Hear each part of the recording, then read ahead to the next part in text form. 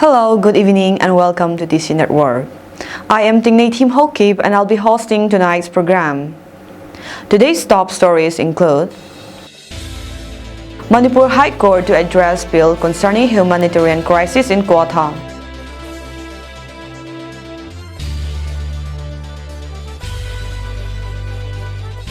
Schools in Manipur to have winter break from 23rd to 30 December.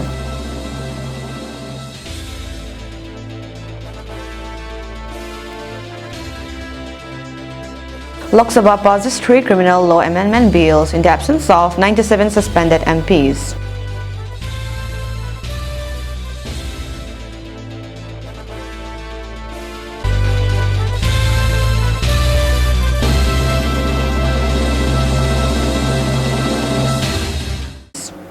News in details. The Manipur High Court is addressing a public interest litigation bill concerning a humanitarian crisis in Quetta village in the Tengnoupal district. This crisis is attributed to the statewide violence that has been ongoing for 7 months. Quetta, the last Meitei village in the district bordering Myanmar, is home to 370 residents who are experiencing hardships due to communal strife. While some Meiteis have fled their homes, those in Quetta are guarding their territory, cut off from the rest of the state.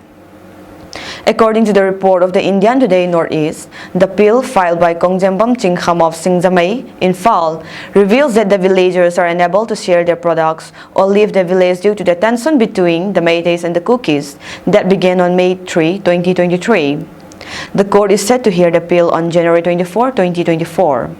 Quetta village, located near the Indian-Myanmar border, is a remote and underdeveloped region situated approximately 80 km from Imphal and 6 km from Moreh. The Directorate of Education in Manipur has issued a notification declaring a winter break for all schools in the state. The break is scheduled to commence on December 23, 2023 and will extend until the December 30, 2023, say the report from the Indian Today Northeast. The decisions, as communicated through notification number AO147SC 2011-4 DES, comes in light of the prevailing cold weather conditions in the region and the impending festive season leading up to the new year. This move is aimed at ensuring the well-being of students and staff during the chilly weather and allowing them to celebrate the upcoming festival and welcome the new year with their families. The official notification states, "It is hereby notified for information of all concerned that there will be a holiday for all schools in Manipur from the 23rd of December 2023 till the 30th of December 2023. This is issued as per the approval of the government White Letter number MISCS 18-3-2023 EDNS Part 1 dated the 21st December 2023. The abstract from the Times of India and the Hindu News reads, "In the absence of the 97 opposition MPs who were under suspension, the Lok Sabha passed 3 bills this Wednesday, claiming to replace the British-era criminal laws. The 3 laws were the Bharatiya Nyaya Sanhita (BNS), the Bharatiya Nagarik Suraksha Sanhita, and the Bharatiya Saksya Bill.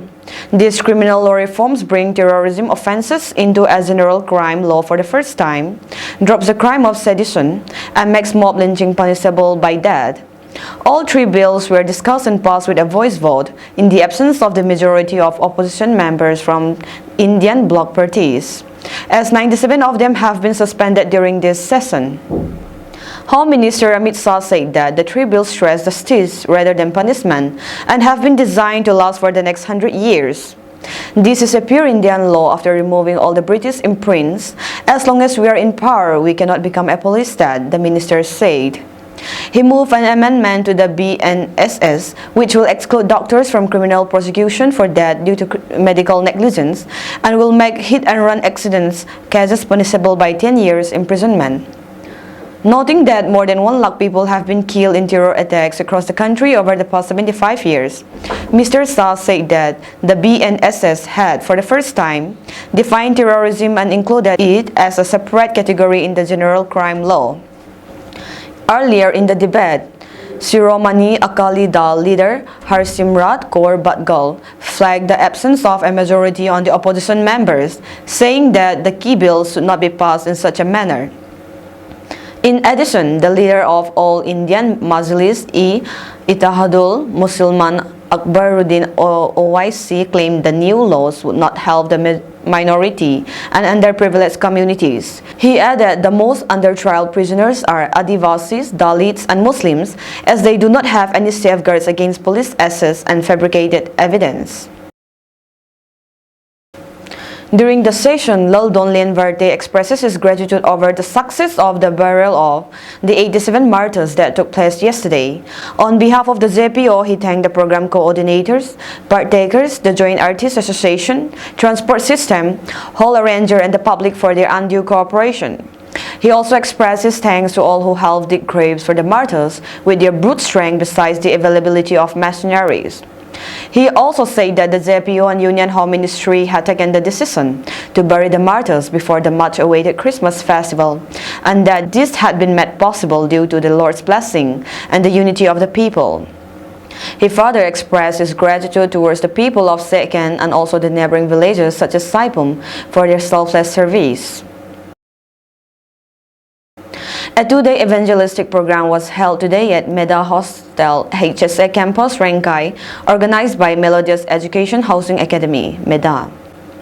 The program began at 11 a.m. where Director of Meda, Sir Ilos, Reverend David Rolson, Reverend James Lalpu, and other faculty members of the Academy were present. As part of the evangelistic program, speakers encouraged students of Melodious Education Housing Academy, Meda, by not only prioritizing educational values, but also to give equally forth and importance to spiritual well-being as well. They inculcate in the students an attitude of persistence and determination.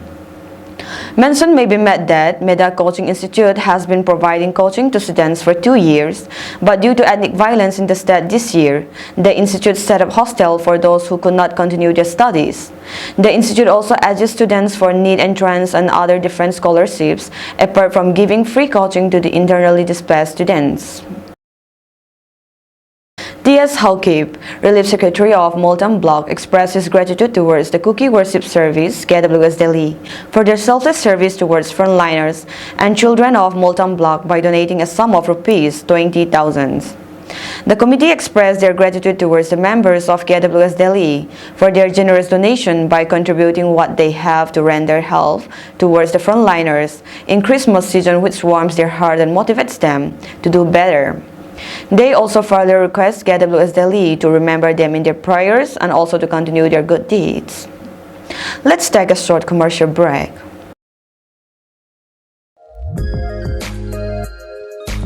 Moria Enterprise hi lamka kopi sunga dinga hardware thil kim na le kiman na pen hi power tool zotpi langwa asais a color kim sela chule adang hozong muzing the hi lamka kopi sunga hoilai hile deliver akibol pi singe atam cho hodin heavy discount zong akibolin chule dukan na zu son num hodin wholesale in akipi zinge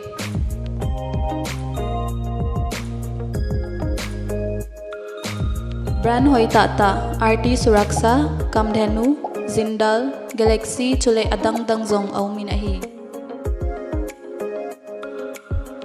Moria Enterprise amunhi El Simulgate Comchet ahin chule abransi tuibung filling station maited in akihonge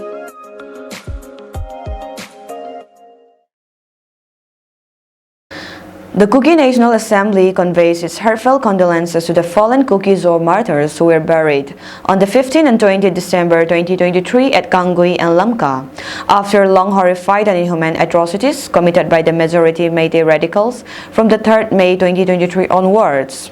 May their sacrifices rekindle the unity and quest to march towards freedom from tyranny, barbarism, inhuman oppressions, and our right to live as a citizen of India as they rest in peace in our motherland. The Kuki National Assembly, in its condolence message, also states it will always stand by with all our Kuki Zo kindreds wherever they are.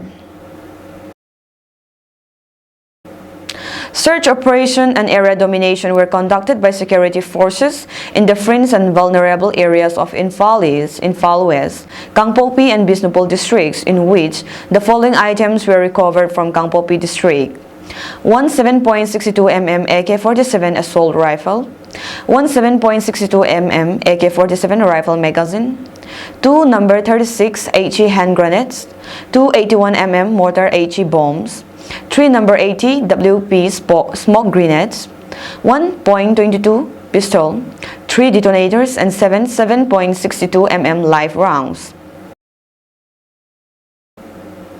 The Naga Women Union Senapati made a press release today that is 21st December under the banner, a call to stop harassing women, since harassing of women, especially in the Imphal city, had been openly and widely carried out lately.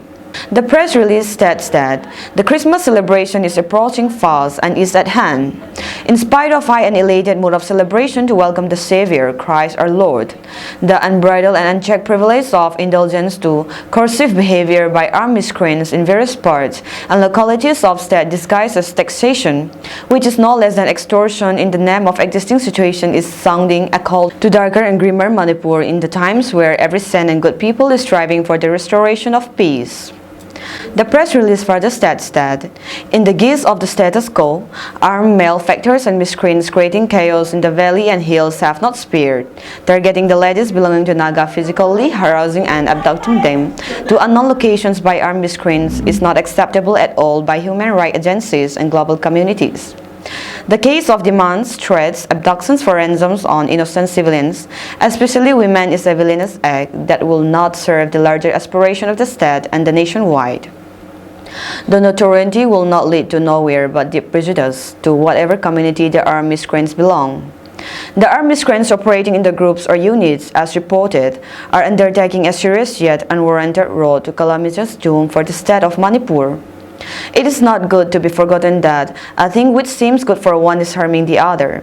In the like manner, extortions and abductions taking place is not a sign of civilized society. The Naga Women Union Manipur condemned the felonious activities operating indiscriminately to Naga's populace, especially helpless women and ladies, in uncalled by the union. We appeal to put an end to those acts of breaching the human rights immediately. Our silence doesn't mean that we are weak. The offensive of conduct of interference in work, a threat impacting the victim's self-esteem, is punishable under the certain sections of IPC. When our tolerance is beyond that we can bear, do not forget that the actions which is happening locally can be spread locally within a few seconds. We have been accommodating for a long time considering the situation of confronting parties. The burden of using women in conflict is costly. The union also made an appeal to all the Naga organized civil societies to be more sober in negotiations of all types of crimes against women. It is always good to remember that women are not commodities or stuff which can be compensated with money. The long-lasting solution is to give room for judicial expedition and punish the offenders legally according to the degree of their crime. The Palestinian death toll in the ongoing Israel-Hamas war has reached 20,000, according to a statement issued by the Hamas-run government media office. It also stated the victims including nearly 8,000 children and 6,200 women, while more than 52,000 people were injured and 6,700 others missing. Israel says more than 130 of its soldiers have died in its ground offensive after Hamas raided southern Israel on October 7, killing about 1,200 people in the country. Meanwhile, the Israeli military has uncovered a major Hamas command center in the heart of Gaza City, inflicting what it described as a serious blow to the Islamic terrorist group as pressure grows on Israel to scale back its devastating military offensive in the coastal enclave. The Israel Defense Forces have uncovered a major Hamas command center in the heart of Gaza City. According to the country's army, it has exposed the center of a vast underground network used by Hamas to move weapons, terrorists, and supplies throughout the Gaza Strip. Israel has said destroying the tunnels is a major objective of the offensive. Israeli leaders have vowed to press ahead with the 2-month-old offensive launched in response to a bloody cross-border attack by Hamas in October that killed some 1,200 people. On Wednesday, Ismail Haniyeh, the leader of the Hamas, paid his first visit to Egypt for more than a month. In talks with envoys, the Hamas leader held intensive talk on a new ceasefire to let aid reach Gaza and free more hostages. The Associated Press quoted a source of saying, Haniyeh normally resides in Qatar and typically wades publicly into diplomacy only when progress seems likely. He last traveled to Egypt in early November before the announcement of the only deal on a ceasefire in the Gaza war so far, a week-long pause that saw the release of about 110 of 240 hostages taken by Hamas on October 7 rampage into Israel, said the report. That is all for today's news, and have a pleasant evening ahead.